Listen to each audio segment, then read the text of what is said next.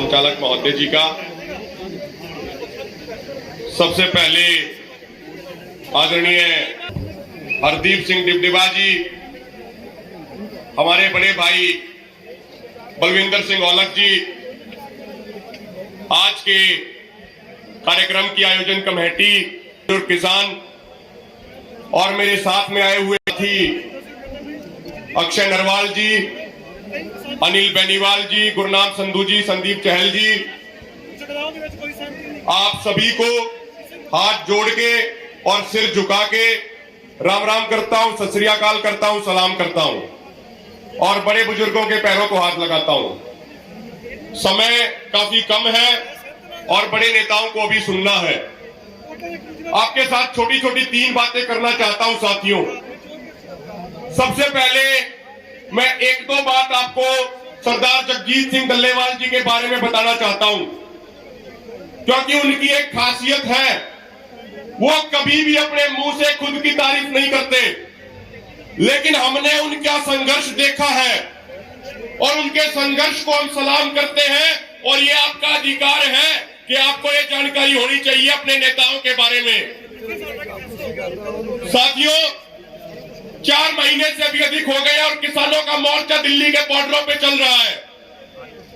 जब भी कोई भी विपरीत स्थिति आ जाती है, कोई मुश्किल हालात आंदोलन के सामने आ जाते हैं, तो आदरणीय सरदार जगजीत सिंह डल्लेवाल उन चंद नेताओं में से एक है जिनकी तरफ पूरा किसान समाज आशा और उम्मीद की नजर से देखे और बड़ी से बड़ी मुश्किलों को भी चुटकियों में हल कर देते हैं। तो ऐसे हैं सरदार जगजीत सिंह डल्लेवाल। श्री अकाल। मेरी सभी भाइयों से, माताओं बहनों से विनती है, एक बार ऐसे सरदार जगजीत सिंह डल्लेवाल जी के लिए 10 सेकंड तक जोरदार तालियां बजनी चाहिए और हर किसान भाई के हाथ ऊपर होने चाहिए, उनके लिए जोरदार तालियां बजनी चाहिए। साथियों, मुझे वो दिन याद है जब विज्ञान भवन में मीटिंग हो रही थी, तो सरकार के मंत्री और अधिकारी बार बार हमें गुमराह करने का प्रयास कर रहे थे। तो उस समय सरदार जगजीत सिंह डल्लेवाल जी ने डंके की चोट पे विज्ञान भवन में एक बात कही थी। उन्होंने केंद्रीय कृषि मंत्री नरेंद्र सिंह तोमर से कहा था कि सरकार कान खोल के सुन ले, सरकार हमारे सब्र का इम्तिहान ना ले, सरकार के पास सिर्फ 2 विकल्प है। पहला विकल्प ये है कि सरकार हमारी मांगों को पूरा कर दे, सरकार एमएसपी की गारंटी का कानून बना दे और 3 काले कानून वापस ले ले। यदि सरकार हमारी मांगों को पूरा करती है तो हम सरकार का धन्यवाद करके अपने गांव में चले जाएंगे। इस पार्टी के साथ हमारा कोई नहीं है, लेकिन उन्होंने आगे कहा था कि यदि कोई भी राजनीतिक पार्टी हमारी जमीन छीनने का प्रयास करेगी, हमारी प्रयास करेगी, तो ये पूरा किसान समाज अपनी पूरी ताकत लगा के ऐसी राजनीतिक पार्टियों की जड़ों को उखाड़ फेंक देगा। ऐसी राजनीतिक पार्टियों को अपने देश में हम नहीं रहने देंगे। दूसरी बात उन्होंने ये कही थी कि यदि सरकार दम दिखाना चाहती है, यदि सरकार हमारा दमन करना चाहती है, तो सरकार हमारे सर पे लाठियां मारे, हमारी छाती में गोली मारे, हमारा खून तो बहेगा, लेकिन ये किसान समाज किसी दूसरे का खून नहीं बहाएगा, क्योंकि ये पुलिस और सीआरपीएफ वाले लोग जो हमारे सामने वहां बॉर्डरों पर खड़े हैं, ये किसी राजनीतिक परिवार के नहीं, बल्कि ये खुद किसान परिवारों के बेटे और बेटियां हैं। मेरे भाइयों, ये इतनी बेशरम सरकार आज सत्ता में बैठी है कि किसान परिवार के ही नौजवान किसान और जवान को आमने सामने खड़ा कर दिया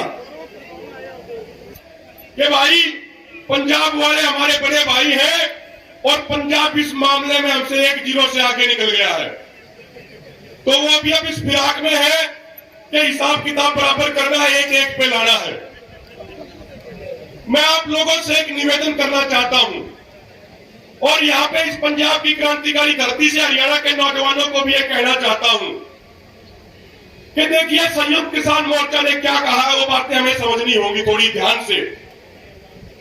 मेरे भाइयों, मेरे बुजुर्गों, यदि कोई भी बीजेपी का या बीजेपी की सहयोगी पार्टी का कोई प्रतिनिधि हमारे इलाके में आए तो उसका सामाजिक बहिष्कार कीजिए, उनको काले झंडे दिखाइए, उनका घेराव कीजिए, उनको अपने गांव और शहरों में मत घुसने दीजिए, लेकिन हाथापाई मत कीजिए। यह हाथापाई नहीं करनी है। आज पूरी दुनिया में आपका डंका बज रहा है, पूरी दुनिया किसानों को सैल्यूट कर रही है मेरे भाइयों। कभी आपने सोचा कि क्यों कर रही है?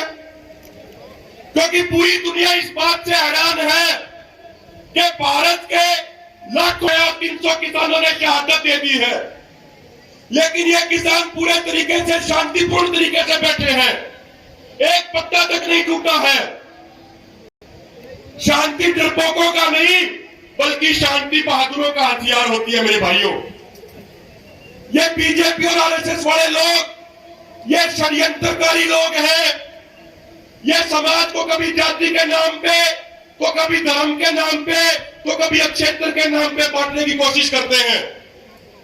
मेरे भाइयों देखिए, ये मलोट वाली घटना के बाद बीजेपी और आरएसएस वालों ने पूरे देश में फिर से जातीय और धार्मिक जहर घोलना शुरू कर दिया है। मेरे भाइयों, हमें किसी भी कीमत पे अपनी शांति भंग नहीं होने देनी। मैं सिर्फ 1 मिनट से 1.5 मिनट और लूंगा। अभी कल हरियाणा के बीजेपी के अध्यक्ष ने ऐलान किया कि भाई जो पंजाब में घटना हुई है उसके विरोध में वो जिला मुख्यालयों पर रोष प्रदर्शन करेंगे। उन्होंने कहा कि वो पंजाब की जत्थेबंदी और कांग्रेस के खिलाफ प्रदर्शन करेंगे। तो हरियाणा के किसानों ने उनको एक बात साफ कर दी है कि यत्न करना है, कांग्रेस के साथ राजनीतिक कुश्ती करनी है तो 100 बार करें, हमें कोई दिक्कत नहीं है। लेकिन यदि हरियाणा बीजेपी हमारे पंजाब के किसान भाइयों या किसान जत्थेबंदियों के खिलाफ कोई भी प्रदर्शन करने का प्रयास करेगी तो हरियाणा के किसान इसे मंजूर नहीं करेंगे, हरियाणा के किसान इसे बर्दाश्त नहीं करेंगे और हरियाणा बीजेपी को मुंह तोड़ जवाब देने का काम किया जाएगा।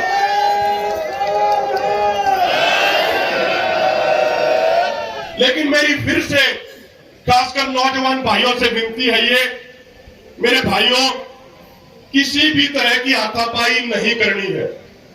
और इन बीजेपी वालों को भी एक मुफ्त की सलाह दे रहे हैं। ये बीजेपी के छोटे मोटे नेता, एमएलए, एमपी और पार्षद अपने आकाओं को, नरेंद्र मोदी और अमित शाह को खुश करने के लिए ये बहादुरी का ड्रामा करते हैं और उसके बाद इस तरह की घटनाएं हो जाती हैं। ये एमएलए, एमपी एक बात समझ ले कि जो उनके आकाओं ने जन विरोधी, किसान विरोधी, नौजवान विरोधी काम किए हैं, उनके कारण आज पूरे देश की जनता में बीजेपी के खिलाफ बहुत गुस्सा है। और इसीलिए इन बीजेपी वालों के लिए बढ़िया रहेगा कि ये अपने घरों में कैद हो जाए। इनके लिए बहुत बढ़िया रहेगा ये अपने आकाओं की चमचागिरी करने के लिए, उनके कड़वे चाटने के लिए जो ये ड्रामा करते हैं, ये इनको बहुत महंगे पड़ने वाले हैं।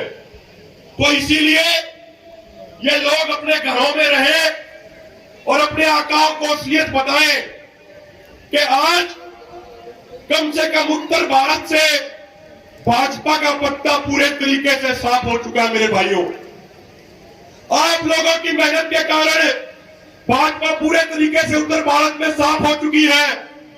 इनको गांव में नहीं घुसने दिया जाता।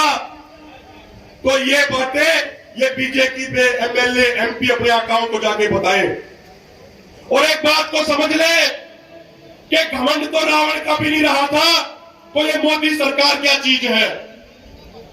इस किसान कौम से टकराने का प्रयास ना करे, नहीं तो इस किसान कौम ने बड़े बड़े तानाशाहों को नेस्ता नाबूद कर दिया, बड़े बड़े तानाशाहों को मिट्टी में मिला दिया। तो ये मोदी सरकार क्या चीज है। यदि इसने अपना घमंड खत्म नहीं किया तो इसके घमंड को भी चूर चूर करने का प्रयास, चूर चूर करने का काम ये किसान कौम करेगी। अंत में कुछ नारे लगा दो, क्योंकि पीछे से आदेश हो गया है, समय कम है, बातें बहुत थी कहने के लिए। कुछ नारे लगा दीजिए और सबके हाथ ऊपर उठने चाहिए और जोरदार नारे लगाने हैं। किसान मजदूर एकता जिंदाबाद।